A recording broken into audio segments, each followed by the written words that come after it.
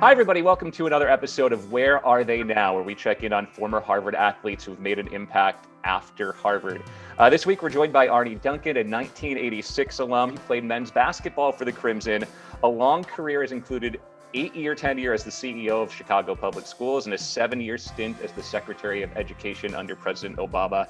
He currently works as the managing partner at the Emerson Collective and the co-chair of the Knight Commission on Intercollegiate Athletics. Arne, Duncan, welcome, and thank you so much for joining us. Thanks for having me. I appreciate the opportunity.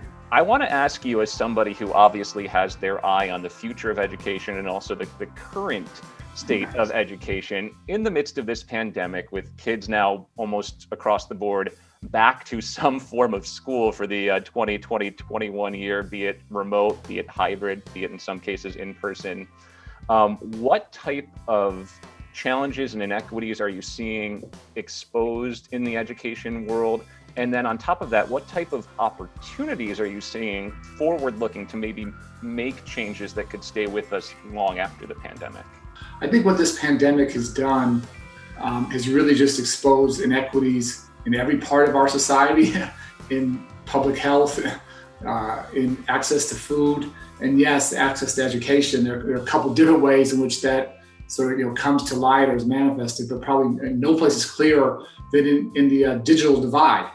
And that, unfortunately, we have so many students, young people, millions across the country who don't have access to a device, to Wi-Fi, or to both. And for all the lack of leadership at the federal level, we're seeing just extraordinary, courage and urgency and compassion and empathy from local school superintendents around the country. I'm spending lots of time each week, talking to them, working through a whole host of issues, and they're doing everything they can to close that digital divide. But the fact is, a country that we have not made access to those, to technology, to the internet as ubiquitous as access to running water and electricity. We have to do better. Going forward, I've said repeatedly that for me, the goal is not to return to quote unquote normal, because normal didn't serve far too many children well enough. And if we can use this to really, fight for an educational system that is more fair, that is more just, that is more equitable, then possibly some good can come out of this at the back end. We'll talk more about the future of education a bit later on. I want to go back to your time at Harvard. How did your experience playing basketball enhance your overall college experience at Harvard?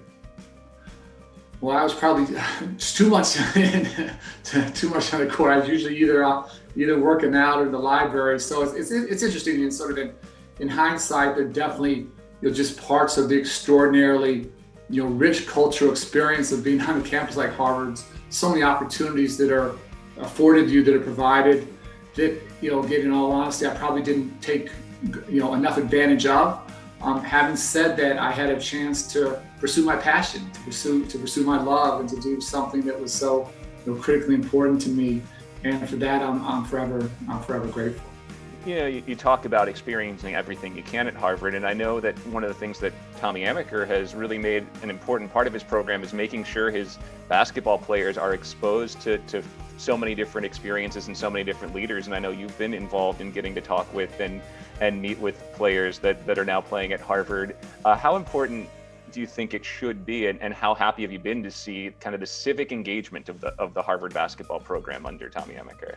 Coach Amaker just has an extraordinary vision, and I think what he sees, what he intuitively understands, that for me, all of us who are lucky enough to play college sports, we all love our sports, but I say all the time that I think, NCAA sports, collegiate athletics, along with the military, may be one of the best or second best developers of future leaders for our country.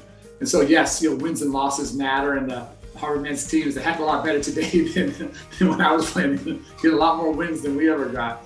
But he sees it at the end of the day, his job is to help develop future leaders for America. And the exposure he's providing to those student athletes, whether it's folks like me coming in and speaking, or going to Atlanta, Georgia, and understanding Dr. King's history so much better, a whole host of different things they've done. That would have been an amazing opportunity. I would have loved to have had something like that when I was in college. And so I just have so much respect for what he's doing to deepen knowledge, to broaden horizons, to give young men a sense of I don't want to say that their obligation, but their opportunity to have a real impact on society. I think all of us that are so unbelievably blessed, so unbelievably lucky to have a chance to go to a school like Harvard. I do think we owe it to as much as we can to try and give back, to try and help out in whatever way we can. For you, in your time at Harvard, was that when you realized you also had a passion for like the educational system and educational reform, or when did you realize that was something that you really wanted to be involved in down there? Yeah, so my mother ran an inner city tutoring program.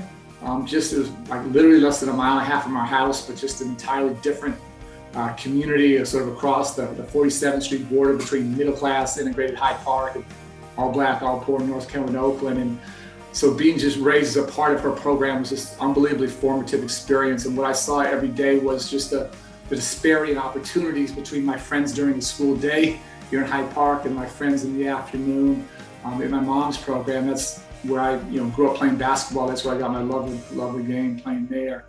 So it was actually interesting. The term gap year didn't exist, but I actually took a year off between my junior and senior year, which was pretty non-traditional.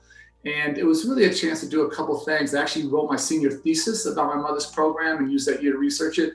But honestly, Bill, what I was doing is most of my friends were thinking about becoming investment bankers or lawyers, or thinking about law school or business school or whatever. And I really used that year to test myself and figure out sort of, was my mother's work, was that like a piece of who I was, or was that actually who I was? And during that year off, I sort of determined, I didn't know what it meant. I had obviously no idea what direction my life would take, but really decided I wanted to devote my life to trying to build upon her, 50 years of work in the community. And after 4 years playing professional basketball in Australia, you did go back to Chicago, and you spent your first 17 years of your educational career working in Chicago. The last 8 as the CEO of the public school system. What is it like, and what are the immense challenges that face folks in similar positions like that in major cities across America to run a system like that? What I did want to do is I did want to take the lessons that we had learned throughout my upbringing of what it takes to help kids who have so many odds stacked against them, what it takes for them to be successful. And I had seen that all my life. I had lived that all that life. So I knew the hard work it took. I knew the love it took. I knew the high expectations it took, but I also knew the possibilities. And so the chance to try and serve the city, 600 schools, 25,000 employees, 400,000 students. I mean, there's so many different pieces. Obviously, academic achievement being at the heart of it, but it was interesting. When I started, I was very young, and obviously was the new kid on the block. And after 7.5 years, moved to DC to work with President Obama. But at that point, after 7.5 years, I was then the longest serving urban superintendent in America. My honest dream was to serve 10 years in that position. Didn't quite make it that far, and obviously had just a once in a lifetime opportunity to try and serve our president. But was it not for that, I would have been very, very happy to continue to stay there in Chicago. Yeah, I think you had a pretty good excuse for why you ended up making that detour. When President Obama came to you, did you even have to think about it, or was it one of those things where it was like an immediate yes? What was different is that President Obama and I had a real friendship.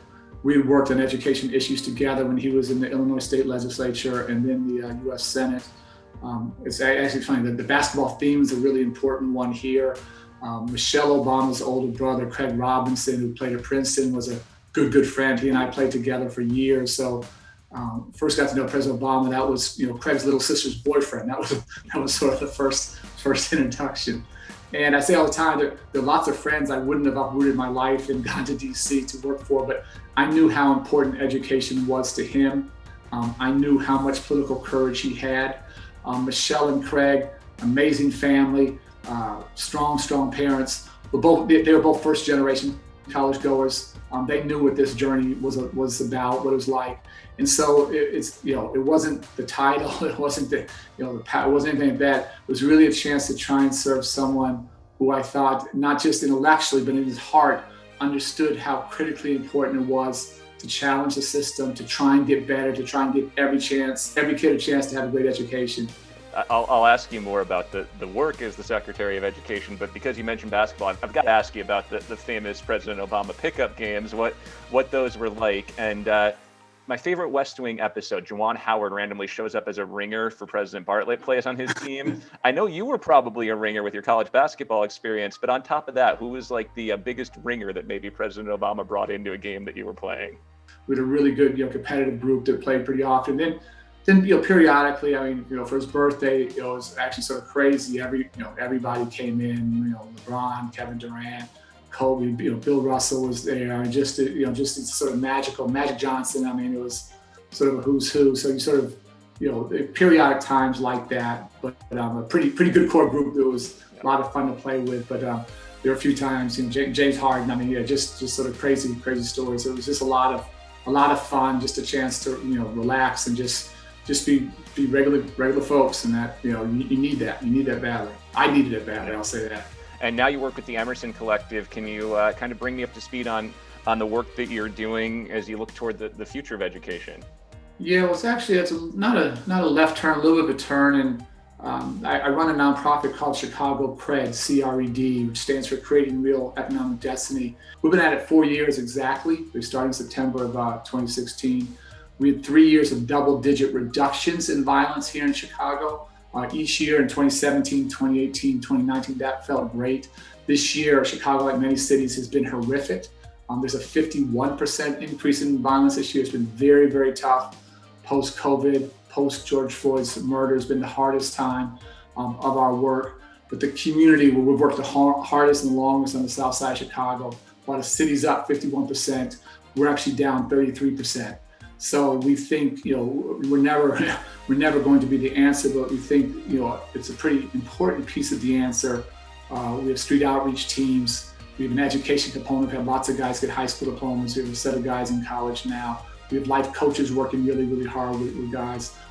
It feels good to be home. This is an issue that's haunted me all my life, quite frankly. When I was growing up playing ball in the South and West Sides, I had a set of guys who sort of protected me and helped, give me safe passage in and out of neighborhoods. And I started to lose some of them to gun violence when I was a teen. I think that shapes you and maybe honestly scars you in ways that are a little bit, difficult to talk about. And when I ran Chicago Public Schools, we lost far too many, way too many of our students to gun violence. So for me, this was like unfinished business. And the city's given me everything, educationally, academically, athletically, socially, culturally. And so for me to come home and not work on this just didn't feel right. Yeah, really, really important work. My final question for you, I know you spent some time with the Knight Commission on Intercollegiate Athletics, and when you look at all of the broad spectrum of issues surrounding college athletics and athletes finding their voices as well, what do you see as the most pressing issues that college athletics need to work toward to improve the experience for their student athletes? I think the chance to be a collegiate athlete is this incredible training ground. And all the cliches that are real, hard work and how to be a good teammate and how to be resilient and how to handle failure and how to handle pressure. There's no better place to learn that than on the playing field or the court or whatever it might be. And so I think the vast majority of college students have a chance to be true student athletes, and students coming first and the athletic part second. I've worried, hugely about big time, particularly men's basketball and football, where there's been a total perversion and where athletes, I think, have basically been seen as revenue generators for the universities, or it's been seen as just simply a minor leagues for going to the professional ranks. And that dream it's a great dream if you can achieve it, but far too many are chased at, and it's not achievable, or do it and have short careers. And I think where universities lose their simple focus or mission on being academic institutions first, place of learning, place of education, then I think we do the young people a grave disservice. And again, this really goes back to when I was in high school and college, that I grew up playing with a lot of great players around Chicago. Most were a lot better than me. Some made it to the pros, but many didn't. And those that didn't, some had amazing college careers, made a lot of money for their universities, but never got that degree, and came back home to Chicago and had pretty hard lives. And some candidly didn't live that long. And so for me, that was always just very, very personal, that we're, athletes, and for us in basketball, often, not always, black athletes get used by their universities to make money, to, generate revenue for the coach, generate revenue for the university, but no one's invested in their future, in their leadership, in their education. That's a broken system. And so that's the part I'm trying to challenge. I think it works extraordinarily well. Division 3, Division 2, most of Division 1, but where you lose those priorities, you lose those values, that for me is untenable. It's unacceptable. Great. Well, Arne Duncan, former Secretary of Education, currently working to end gun violence in Chicago with CRED. We really appreciate your time, and thanks for spending time with us today. Thanks so much for the opportunity. Really appreciate it.